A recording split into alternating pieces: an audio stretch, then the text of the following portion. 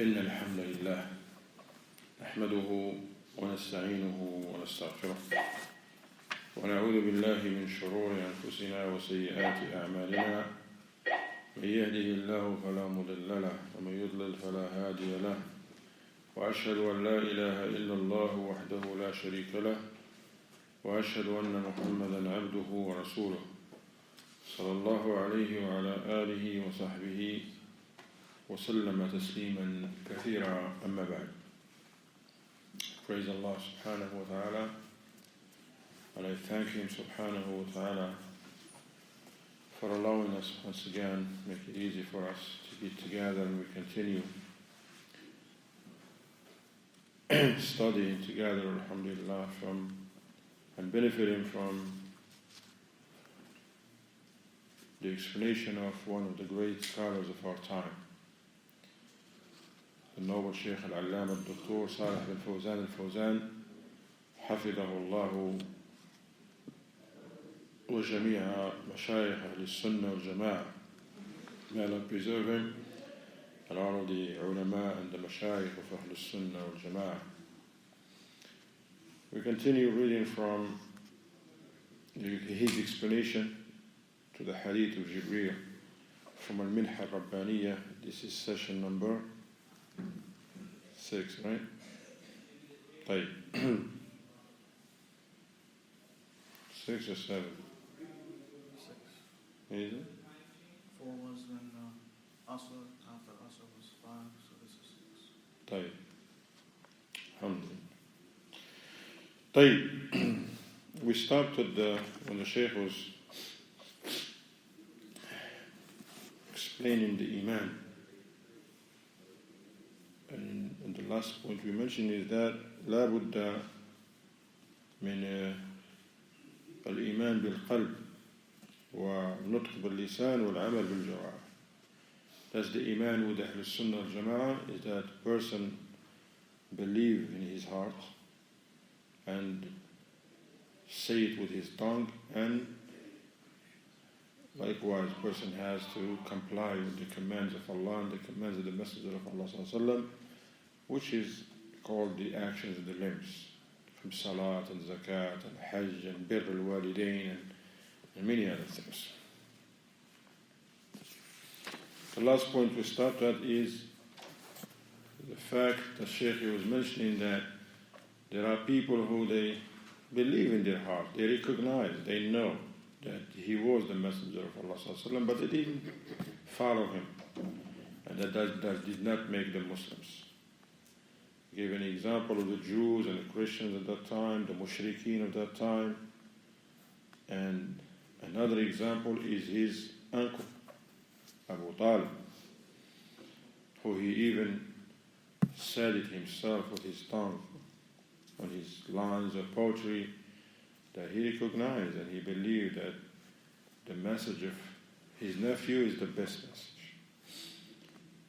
And has it not been for the fact that people would say something about him or talk about him and criticize him, he will certainly follow him. Okay? Prophet sallallahu, the Shaykh mentioned that because it is a must for a person to believe, he has to forsake the religion of his forefathers. Like, for example, if a person is a Christian, and then, alhamdulillah, somebody talks to him about Islam, and he's like, yeah, Islam is a good religion, no doubt. I study certain things about Islam, no doubt. But he wants to be a Muslim and stay Christian. That doesn't work. Doesn't work. He has to accept Islam and forsake anything else from the false so-called religions and ideologies. Here, but the Prophet ﷺ, he tried his best, and he continued to call his uncle to al-Islam, to Tawheed, to say La ilaha illallah. And we learn from this that those amongst us who are family members who are non-Muslims, that's what you want to do. You want to continue calling them to Islam. Don't never give up. Just continue, you never know. Because the guidance of success is only for Allah subhanahu wa ta'ala. It's not for nobody else. He's the one that makes whom He wants, subhanahu wa ta'ala, Muslims. He's the one who opened their hearts. All we have to do is to follow the right methodology, the methodology of the Prophet sallallahu alaihi wasallam in calling to Allah. With hikmah, with wisdom, fine teaching, patience, by example. They accept, alhamdulillah. They don't accept, it has nothing to do with you or with me. Okay? Here the Prophet ﷺ, even at the moment of death, حتى في سكرات الموت, يعني سكرات موت عمه أبي طالب, when his uncle Abu Talib was dying. Okay? The Prophet ﷺ, he said to him, he was with him. قال يا عم قل لا إله إلا الله. He said to him, "O uncle," nicely, "O uncle," addressing him in a nice way, gentle way. "O uncle, say La ilaha illallah." I remember, as we learned before, the pagans of Quraysh, they knew what La ilaha illallah means. That's why those who didn't say it, they didn't say it because, no, they didn't say it because they know exactly what the Prophet ﷺ is telling them. He's telling them, leave off all of the false deities and the false gods that you and your forefathers worship, and worship only Allah. And that's their problem. Because then they believed in Allah. Pagans of Quraysh, no, they believe in Allah. And they call upon Allah. As Allah tells us in many places, if you ask them, who created the heavens and the earth? Who sent down the rain? Who caused life and death? What they say? Did they say Hubal? No, none of that. They say Allah. And also when they are in times of difficulty, especially when they are in a boat or in the middle of the ocean and it get rough, what they do? دَعَوُا اللَّهَ مُخْلِصِينَ لَهُ. They don't say, hey, call upon your idol, or somebody stick out an object and say, oh God, listen, help me. No. They call upon Allah. But then they fall into shirk. That was their problem. But at that time when the Prophet ﷺ was calling his uncle to Tawheed, at that time was Abu Jahl too. Remember, you understand the history and because Abu Talib, he was a respected man. He was the head of his tribe now after the death of his father, Abdul Muttalib. So at that time, these people, they used to be very respected amongst each other's tribe. This is the leader of a big tribe, a noble tribe. So the other big leaders of other tribes, of course, they're going to come and talk to him and see him too. So the Prophet ﷺ was not alone. So Abu Jahl, who was the leader of shirk at that time, the leaders of the mushrikeen and the pagans, and those who were with him, whenever the Prophet ﷺ in that nice, kind way said, Ya Ammi, قُلْ لَا إِلَهَ إِلَّا اللَّهِ, oh, uncle, say La ilaha illallah. They said to him, أَتَتْرُكُ دِينَ عَبْدُ الْمُطَّلِبِ, you're going to forsake the religion of your father? In another way, what the people going to say about you? This man is dying, and he's still thinking about what the people are going to say about him after he's died, subhanAllah. Nahwa al-Arabiyya. You're not going to understand this unless if you know the history of the Arabs at that time and what they were upon, how they see things, and how, subhanAllah. That's why qawmiyya and nationalism, that's not good, ya akhwan. You're like, I'm with my country, whatever.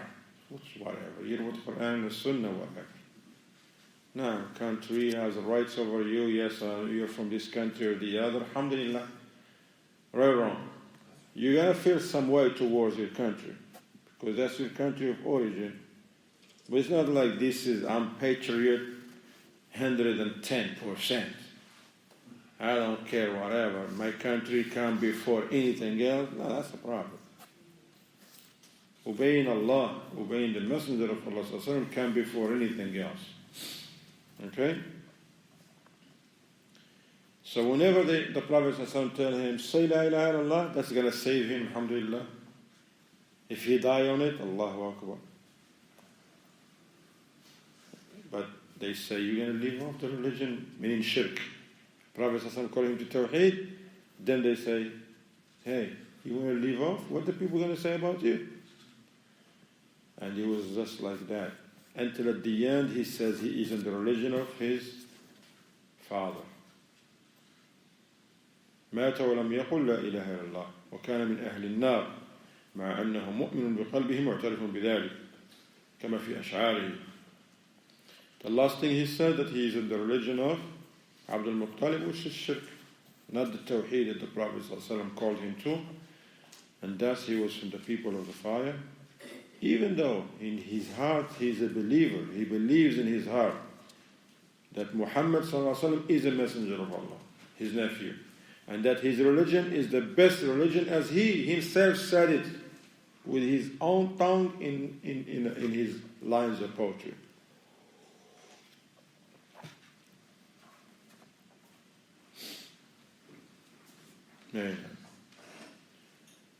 And he knew that the religion of his forefathers is shirk. The shirk is batil. But he didn't say it. He didn't say, Ashhadu an la ilaha illallah wa ashhadu anna Muhammadan Rasulullah sallallahu alaihi wasallam. الحاصل أنه لا بد من اجتماع الإسلام في الظاهر والإيمان في القلب. فإن انفرد أحدهما لم يكن الإنسان مسلما مؤمنا ولم يكن من أهل الجنة. Shaykh says the summary of this is that you have to combine between the Islam that is manifest outwardly through what we say, When you say it, you say, Ashhadu an la ilaha illallah, you give people salam. That's how they know you're Muslims. You make salat and the like, fast, make hajj. And also the heart. In your heart, you have to have that iman, that faith, that Islam is the correct religion, the only correct religion, and that Allah subhanahu wa ta'ala is the only true God that deserves to be worshipped, no one else, and the like. Right hand, buddy. Now, but if a person now is doing only one of the two, then that person is not a Muslim, he's not a believer, and he's not going to be from the people of the Jannah. في هذا الحديث أن أركان الإيمان التي يبنى عليها 6 وأما بقية الأعمال فهي مكملات لهذه 6 أو متممات لها. The Shaykh said in the hadith we mentioned that here the Prophet ﷺ gave it as an answer to Jibreel alayhi salam when he asked him أخبرني عن الإيمان, and he gave him as an answer the 6 pillars of faith, 6 articles of faith. He said in this hadith that the pillars of Iman are 6. As for the other actions related to Iman, they complete these 6 ones. They complete them. Such as كالصدق في الحديث, to be truthful when you speak. To be truthful when you speak. الأمر بالمعروف والنهي عن المنكر وصلة الأرحام. To command good, forbid evil, but commanding good here and forbidding evil is not just like that. The door is open and now person, they need to know what is good first before they call to it, and they need to know what the people are doing is evil before they say this is evil. And with that they have to learn the etiquette of how to address the people and how to call to the good and how to forbid the evil. There's a lot of things. All right. Wasilat al-arham, being good to your family and keeping the ties of kinship and the like. وغير ذلك من الأعمال التي هي خارج هذه 6 فهي تابع لها ومكملات لها. So this hadith mentioned these 6 pillars, the same way in Islam. There's 5 pillars, but there is a whole lot of other things from is also included in Islam, okay? الركن الأول الإيمان بالله جل وعلا. So the first of these 6 pillars, what is it? الإيمان in Allah. Believing in Allah, that's the first of the pillars. هكذا. الإيمان بالله ما هو الإيمان بالله؟ أن تؤمن بأن الله واحد لا شريك له. It is important. What does it mean when you say, I believe in Allah? Number 1, the Shaykh mentioned that you believe that He is one. Subhanahu wa ta'ala has no partners whatsoever. Number 2, وَأَنَّهُ هُوَ الْمُسْتَحِقُّ لِلْعِبَادَةِ دُونَ غَيْرِهِ.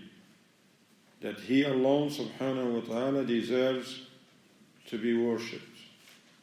No one else. Meaning all acts of worship are for Him. Unlike some people, some of acts of worship for Allah, some other action of worship for a human being, for the jinn, for I don't know what, for some dead people in some graves.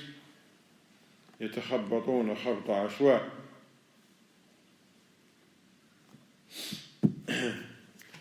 And number 3, تؤمن بأسمائه وصفاته سبحانه وتعالى. That you believe in the names and attributes of Allah subhanahu wa ta'ala. فالإيمان بالله يشمل أنواع التوحيد الثلاثة. Believing in Allah includes the 3 aspects of Tawheed. Tawheed al-Rububiyyah, the Tawheed of Lordship. Tawheed al-Uluhiyyah, the Tawheed of Worship. Or Tawheed al-Asma'i wa-Sifat. Tawheed of the names and the attributes of Allah subhanahu wa ta'ala. قال الشيخ حفظه الله فلا يكون الإنسان مؤمنا إلا بتحقيق هذه الثلاثة. A person is not a believer unless and until that person, he or she, they fulfill these 3 aspects of Tawheed. Believe in Tawheed al-Rububiyyah, Tawheed al-Uluhiyyah, Tawheed al-Asma' wa-Sifat. Act in accordance to them. وليس الإيمان بالله كما يقول بعضهم أو كثير ممن لا علم عنده. الإيمان بالله هو الإيمان بوجود الله. He said, and it is not Iman when in Allah those who they say, or many of those who don't have knowledge, they speak with no knowledge, that actually Iman in Allah, having faith in Allah, is just to believe that Allah exists. That's what they say. You believe that Allah exists, that's what it means that you have believed in Allah. فإن هذا ليس هو الإيمان بالله فلا يكفي الإيمان بوجود الله عز وجل. It's not enough. Yes, you have to believe. Otherwise, the person is going to be 80 years to billah or something. Those who they say, no, there is no God. Nothing, it's just Mother Nature. Things just happen. Those are like they call them mulhideen. أو لا أدرية. The atheists or the agnostics. They say there is no God. Yes, just things just happen like that. There is no creator, no a'udhu billah. But still, it's not enough to just say, to believe that Allah subhanahu wa ta'ala exists. وإنما الإيمان بالله يشمل الإيمان بربوبيته والإيمان بألوهيته والإيمان بأسمائه وصفاته وإن نقص شيء منها لم يكن مؤمن بالله. You believe that Allah exists, but also you believe in His Lordship, as we're going to learn later on. And we believe in His worship, and we believe in the names and attributes, the 3 aspects of Tawheed. Tawheed al-Rububiyyah, what does it mean? We're going to learn it, alhamdulillah, it's coming. Tawheed al-Uluhiyyah, what does it mean? And we apply this in our lives. And Tawheed al-Asma' wa Sifat, what is to believe in the beautiful names and lofty attributes of Allah, and what does that mean to us in our lives? Every one of these aspects should have an impact in our lives. That's what's going to change our lives. And that's why we study. Same way somebody study, he's an engineer now, see? He got that big degree, now his life should change, right or wrong? Yeah, while he was studying, he was struggling. He don't even have a quarter sometimes. No, he's broke. He's a student. He's just struggling, and he's right. He still live with his parents or with a roommate, or his life is an up and down. But once he study and he get a degree, he get a good job. Is he still broke? No, mashallah, he got a nice job. His life's going to change around, right? He's going to have his own place, and he has money, and he eats good, he go places. He can make Umrah now, he can go to Hajj. He participate in so many good, building a school for the Muslim children, Arabic Institute. You know how many questions we get? People want to learn Arabic? And he's like, listen, Ikhwan, alhamdulillah, we want to do something for this community. We need an institute. It's like, wait a minute, we're renting. No, we need our own place. There are hizbis, people upon batil and not upon sunnah or tawheed, and they have established a lot of things. But Ahlul Sunnah, we should be more, because if you establish a masjid or an institute of Arabic or memorization of Quran, tawheed, you die and the reward still come to you. Allahu Akbar. That's better than investing in a big house or 10 houses or many businesses. Because once you die, this is it. The house, this is it. Somebody else is going to get it. And you don't even know what they're going to do with it. But if you invest in the like of the masajid that are built upon the sunnah, invest in the institute and schools for teaching Quran, Arabic, Tawheed, Aqidah, you never know. Maybe one of those children become a alim. And you're already dead. And one of those children, they become ulama. And maybe they wrote books, and those books stays for who knows, as long as Allah allowed them to stay. Like this book, Al-Arba'in Nawawiyya, 600, 700 years plus. Still here. And Nawawi died so many hundreds of years ago. The Imam, Abu Hanifa, how many years he died? His books, rahimahullah, still benefited, and he still get the benefit. Malik, Shafi'i, Ahmad, and many from the ulama, they died 1,000+ years. And they still. Likewise, those who participate in these things. So, this doesn't mean that you alone have to come up with $1 million or 10 million or more or less dollars, but at least say, look, man, we as a community, let's do something for our children, okay? For ourselves and also for our children. You're not going to wait until the imam does something by himself. The administration, they have to do it. That's why the administration, no, the administration, they're doing what they're supposed to be doing. Right or wrong? You come to this place, it's always clean, mashallah. The lights is on, the water is running, classes, mashallah, the masjid is open, seminars are facilitated. They're doing, jazakumullah khair, they're doing. But if we want to take this community to another level, who has to do it? The community. Community. Now, if somebody, you wanted to say, oh, listen, we want to clean this area, big area. So only few people show up. Then whenever they clean, other people come and throw trash. Huh? Or you find other people, whenever somebody wants to do something good, they're like, no, why you want to do this? Relax, man. Let somebody else do it. No, we're supposed to encourage each other. And we have a plan.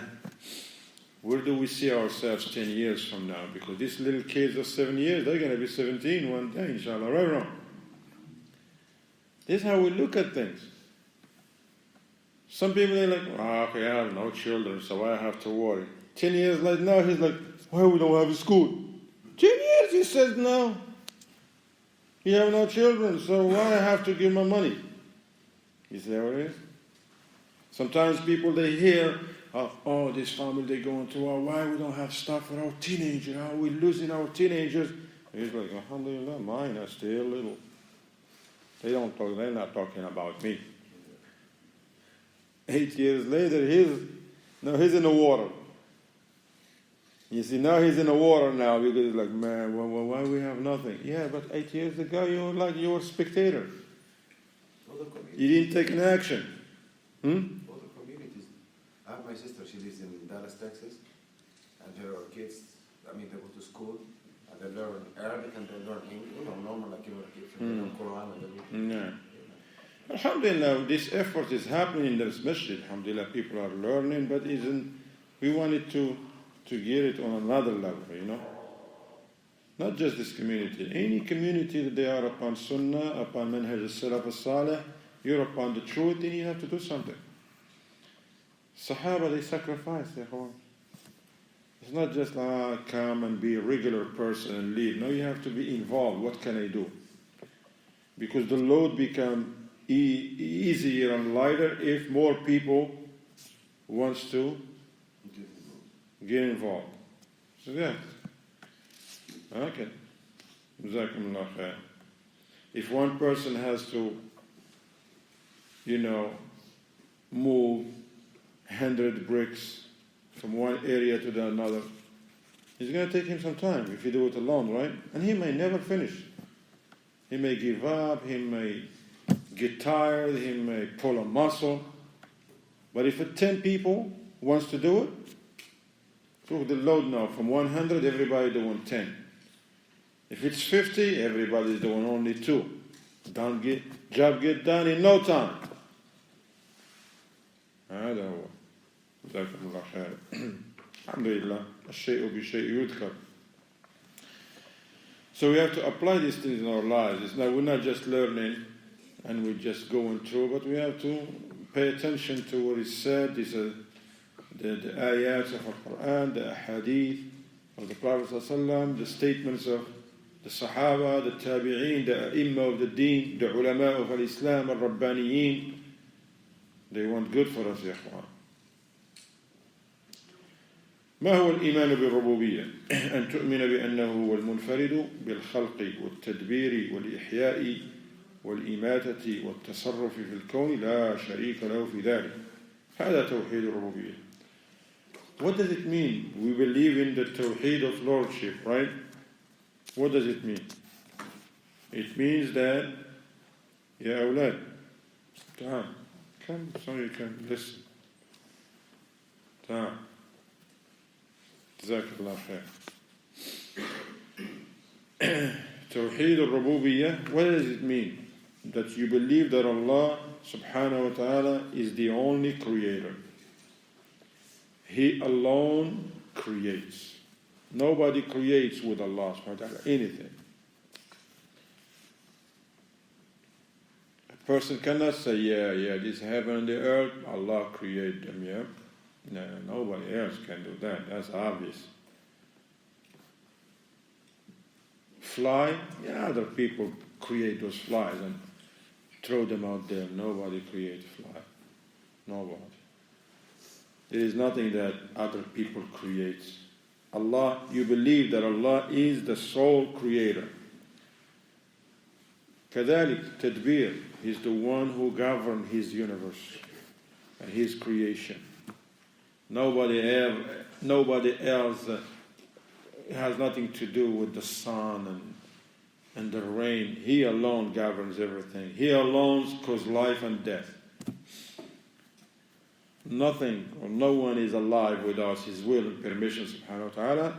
Nothing dies and no one dies without His leave, subhanahu wa ta'ala. That's it. You believe in that. So this way, when somebody dies, you don't say, oh, he killed him. No, he died because Allah subhanahu wa ta'ala caused that to happen. Now, you believe also that there is means that lead to the death of certain people, no doubt. But it's not the means that kill the people. But there is a term that Allah has set for each and every one. That's why sometimes the people, they exercising, practicing, and they die. Usually practicing is for what? To get better, to get healthier, right? And he died. Other people, they eat food and die from the food. No poison in it, nothing. While other people get shot with a gun, but they don't die. Usually if you hear somebody get shot, you're like, oh, Rahimah, when is the janazah? They're like, no, he made it. And some people, they even get shot not only in the leg, they get shot in the chest, some even in the head, and they didn't die. Usually people die from that. But some people don't. Why? Because Allah subhanahu wa ta'ala has in the decree of Allah that these people, they're not going to die that way. They're going to die some another way. He's protecting them. He's protecting them. Yeah, you can say that too. Yeah. Jazakallah khair. Barakallah feek. And also, التصرف في الكون. Whatever happened in the universe is by Allah's leave. Nobody has nothing to do with that. Not like the Sufiya, the Mushrikeen, who they say that their sheikh, so-called sheikh, they know what's going on and nothing happened except with their, not like the Rafi, the Shia al-Kadhaba, who they say that their imams that they selected, and none of them is a prophet, they say that they're the one that nothing happened without their leaders' permission and all that stuff, and their imams, waliyadu billah.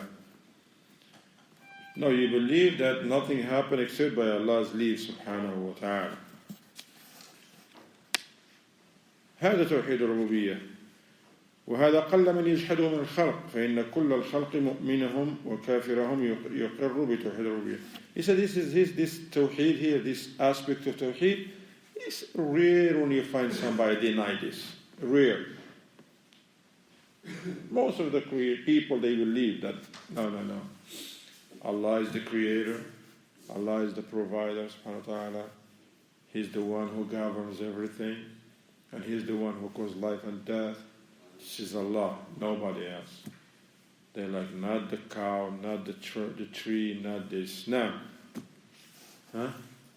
People think, scientists say that the sun's going to die in 4 billion years, but only Allah knows that. Ahsant. I know. Scientists, they say whatever they say, but only Allah knows, subhanahu wa ta'ala.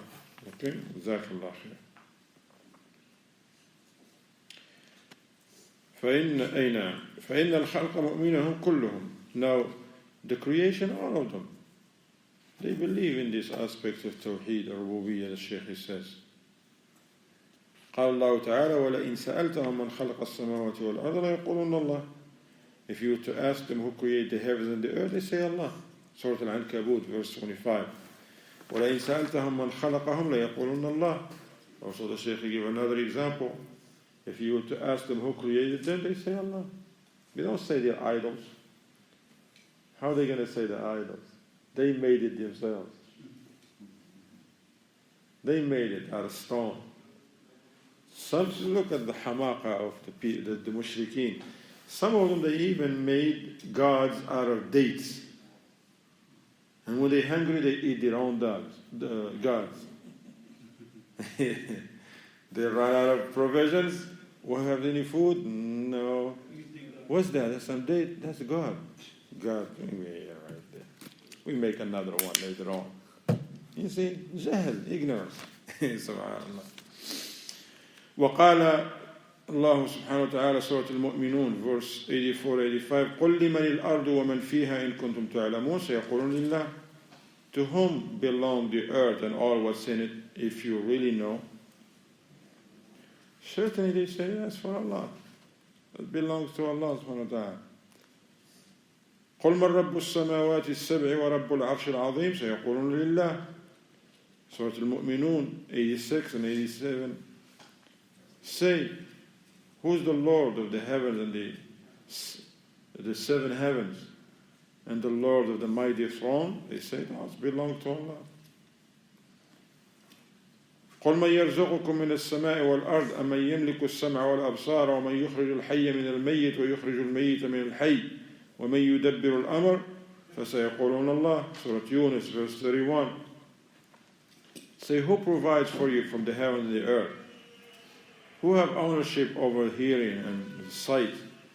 And who brings the life from death and death from life? And who governs all the affairs? They say Allah. It's Allah subhanahu wa ta'ala. فهم مقرون بتوحيد الربوبية. So the mushrikeen, they know that this is from Allah subhanahu wa ta'ala. Tawheed of lordship. Remember, don't mix with them. Tawheed of lordship. Tawheed al-rububiyyah, they have no problem with that. And you should remember this. Because don't think that the mushrikeen in the time of the Prophet ﷺ, they were like 80 years, so they don't believe in Allah. They believed in Allah. They made hajj for Allah. They made hajj. They make dua. They used to fast. Athar min deen Ibrahim. Some traces from the religion of Ibrahim. They used to make hajj. And they used to fast. And they used to call upon Allah, especially in a difficulty. They call upon Allah. They don't call upon no false gods or nothing. They call upon Allah. Unlike the mushrikeen, like Sheikh al-Albani and other ulama, he says, unlike the mushrikeen of this time, who claim Islam, they say they're Muslims, and maybe they pray, but then they call upon their false gods, call upon dead individuals, their sheikhs. Times of ease and times of difficulty. Look, both. Jailani. Hussein, like the mushrikeen, the Rafida. Instead of say, Ya Allah, they say, Ya Hussein. Making hajj, Ya Hussein. In hajj. Ya Jailani, while making hajj. Shirk. So Allah salam al May Allah guide His servants. Now,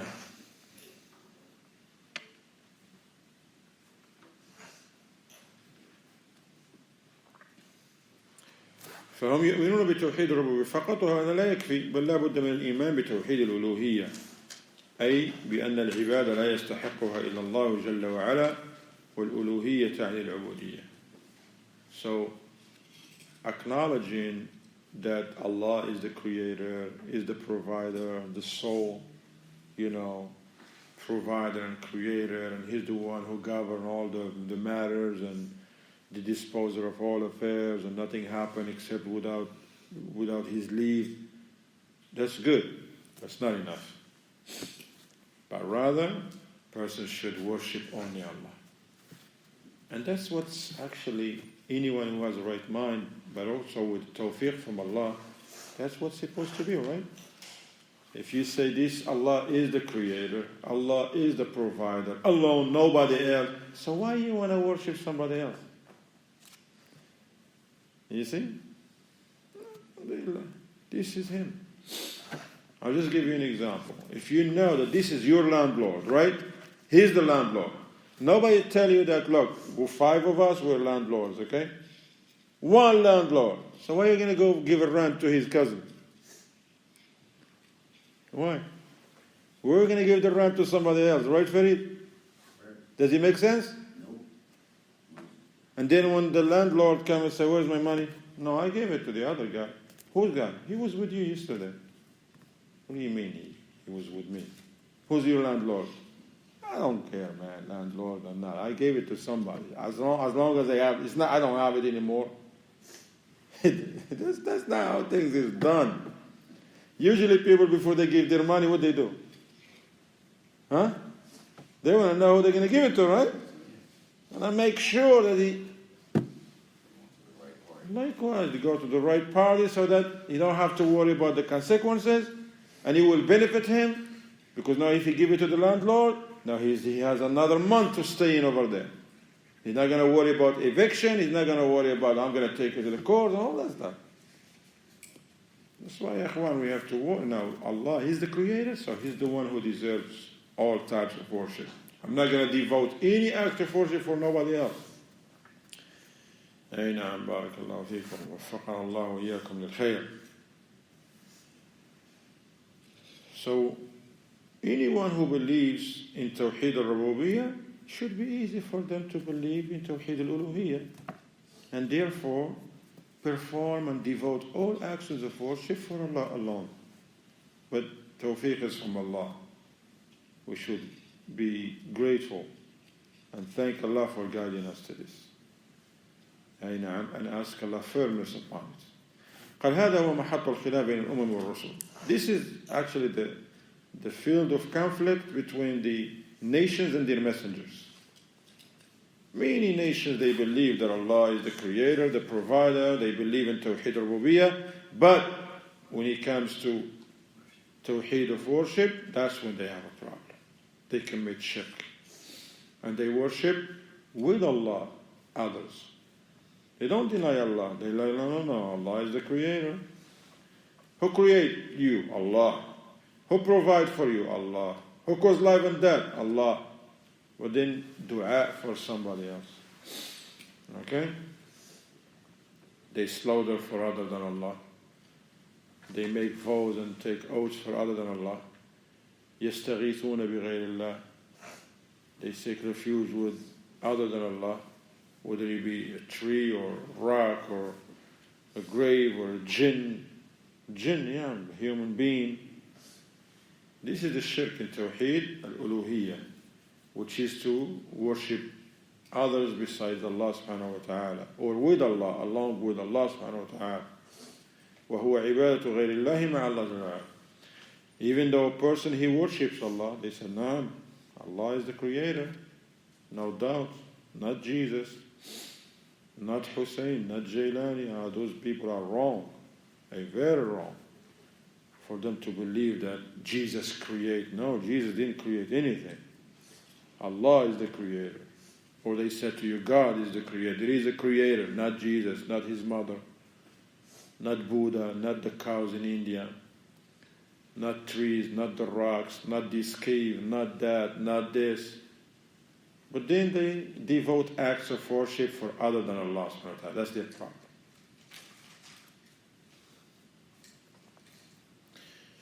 Likewise, in these, the Shaykh, he says, in our era, meaning the era of Al-Islam, you will find, especially after the Al-Qurun al-Mufaddala, after those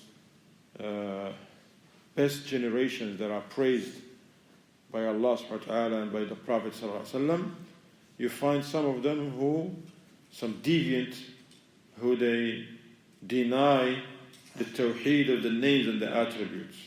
They deny the tawheed al-asma' wa sifat, from the deviant sects, such as al-Jahmiyyah, al-Jahmiyyah, such as al-Mu'tazila, al-Asha'ira, and whoever follow them upon that, who they deny the names and the attributes of Allah subhanahu wa ta'ala. And it's amazing. Allah affirmed for him names and attributes in the Quran. In the ayat it says no. Allah musta'an. Yeah, subhanAllah. Do you know Jahmiyyah? You know them? You want us to give you a little brief? We give brief? Yeah. Al-Jahmiyyah, this number one, is a deviant sect. How deviant? Very, very, very deviant sect. Meaning very, very, very bad. If somebody says he's a Jahmi, or he's calling to this Jahmiyyah belief, you should run as fast as you can. Alright? Even though you're not a gingerbread man. You know what I'm saying? You know what I want to be? Huh? Gingerbread man. Yeah, run as fast as you can. You can't All right. catch me on a gingerbread. Exists. You know what I'm talking about.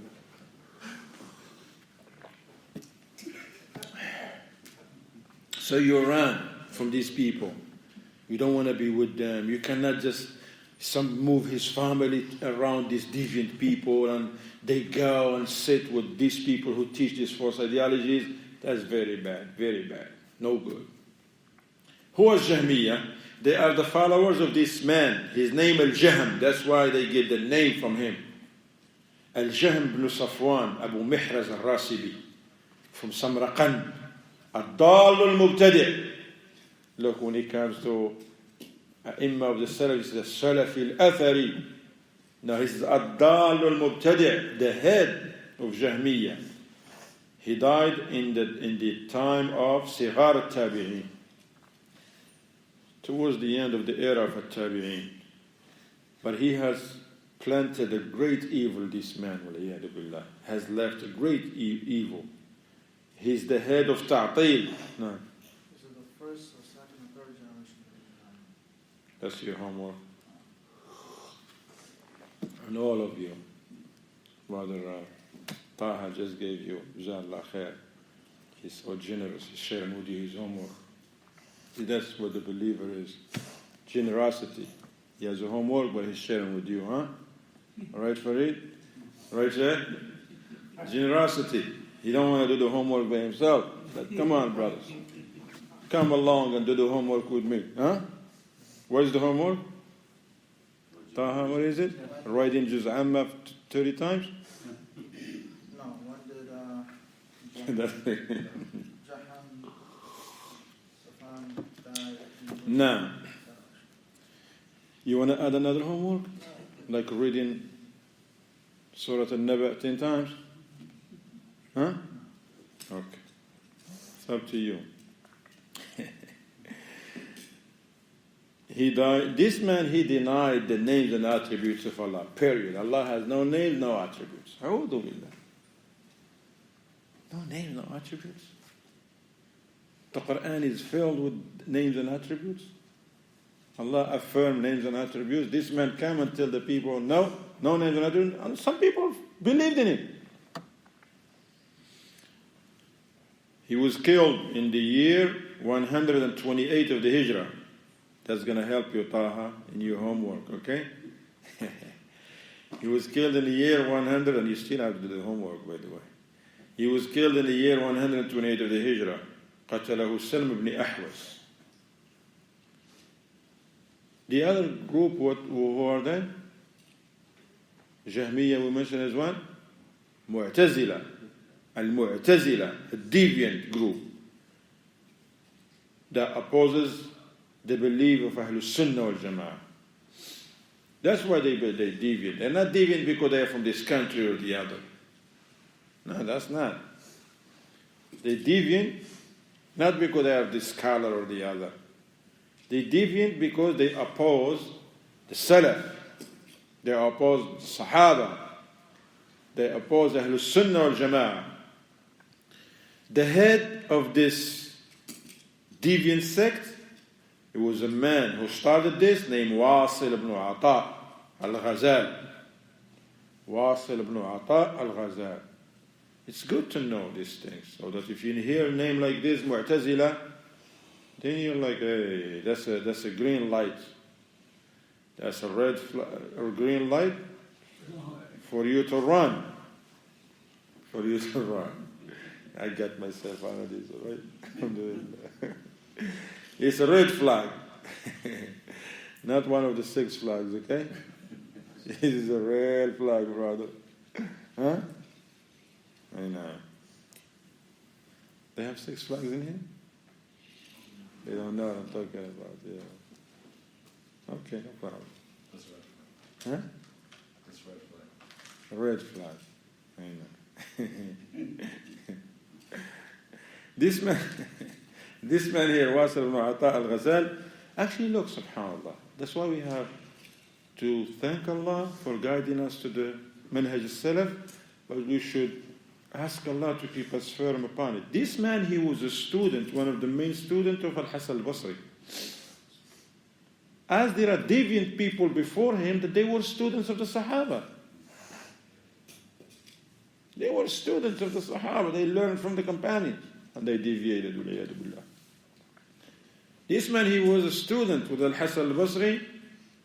But then his problem, he says, as the ulama, they says, Al-qawlu bil-manzila bayna al-manzilatayn. This man, he was spreading that Sahib al-Kabira, if a Muslim was upon Islam and belief, fall into a major shirk, major sin that is less than shirk, he says this person is between 2 stages. He's not a believer and he's not a disbeliever. Who is he? He's between. He's between. What's it called? Nobody said that before him. Ahlul Sunnah wal Jama'ah, they says no.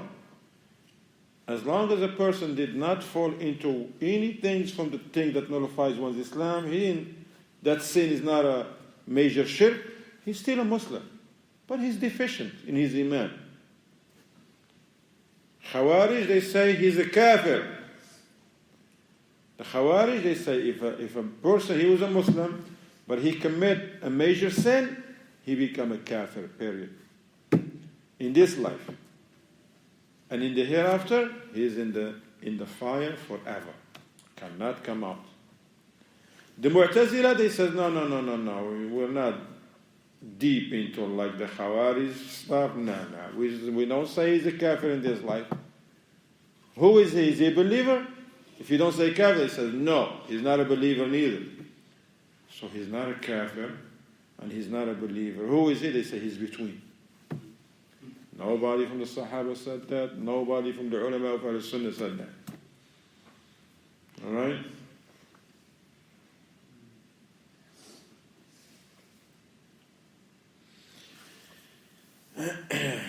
No. فطرده الحسن البصري. Hassan al-Basri said to him, اعتزل مجلسنا. اعتزل. From this word.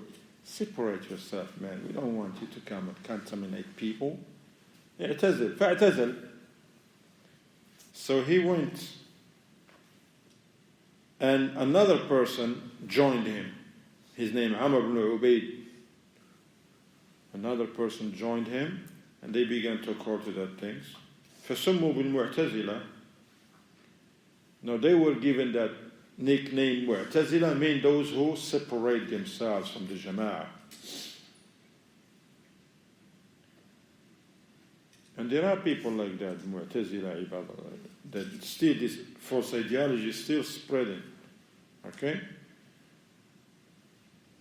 ويلقبون بالقدرية كذلك. See, one of their names, they have different names, قدرية to the Mu'tazila. Why? Because, والعياذ بالله, look another, they have many deviations, these guys. One of their many deviations in Aqidah, not just in mistakes in Tahara or, no, in Aqidah.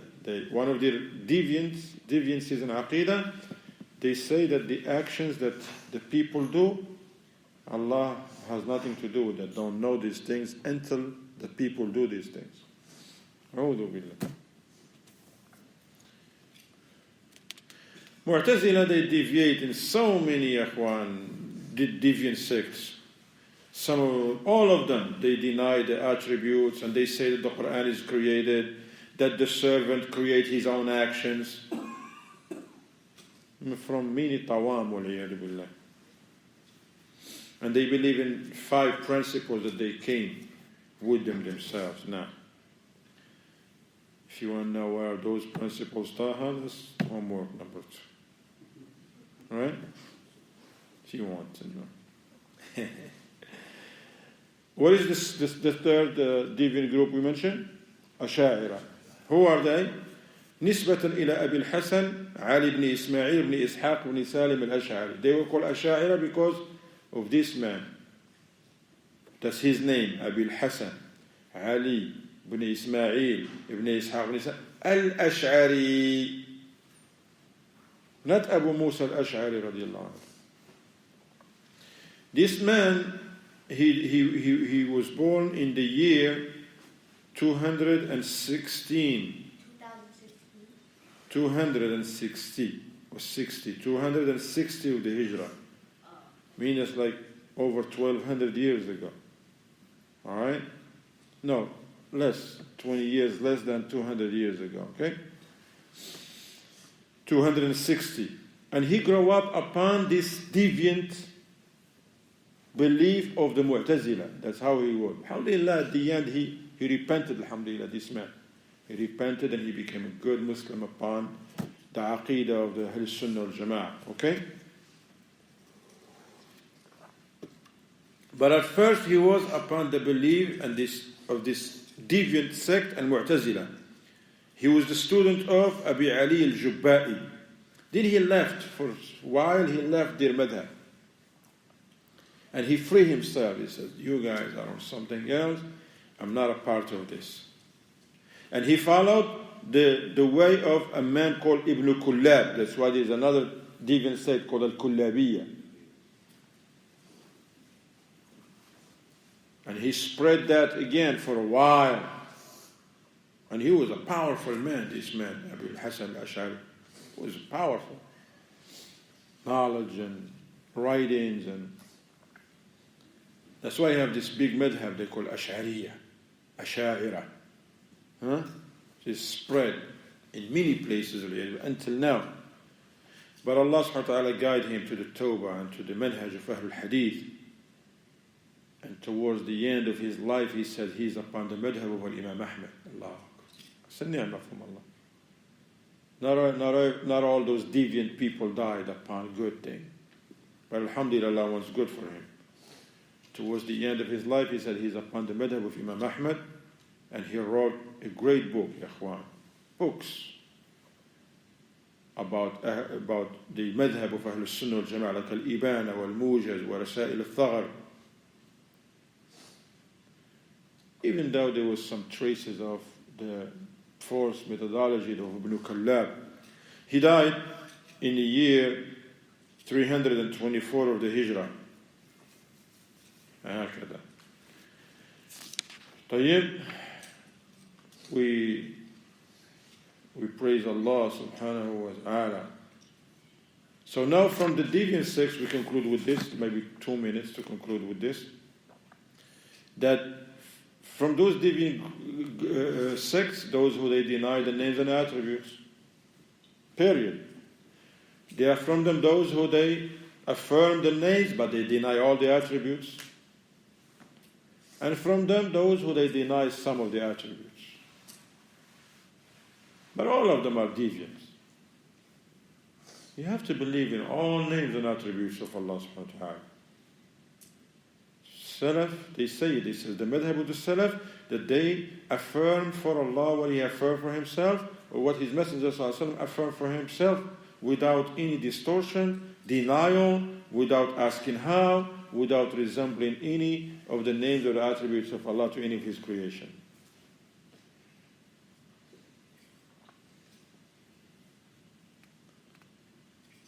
So it's very important for us to learn so that we don't fall into these grave mistakes, ikhwan. Somebody come to you and tell you, no, Allah, how can you say Allah is Al-Alim, Allah has hand? Because people have hands. Now you're likening, now you should say, listen, brother, what are you talking about? Allah is the one who affirmed hands for Himself. Who are you to come and say Allah have no hands? Where is Allah says in the Quran have hands? You see? هكذا. They said, no, that's impossible. Allah descends? That's impossible. Why is it impossible? The Prophet ﷺ tells us, Allah, you know more about Allah than the Prophet ﷺ. See, that's how it is. Your aqeedah is going to save you from a lot of things, inshallah. Jazakumullah khairan. We continue later on at 4 p.m. inshallah, okay? Barakallahu feekum, jazakumullah khairan, wa sallallahu wa sallam ala Muhammad, ala alihi wa sahbihi wa sallam taslima kathira.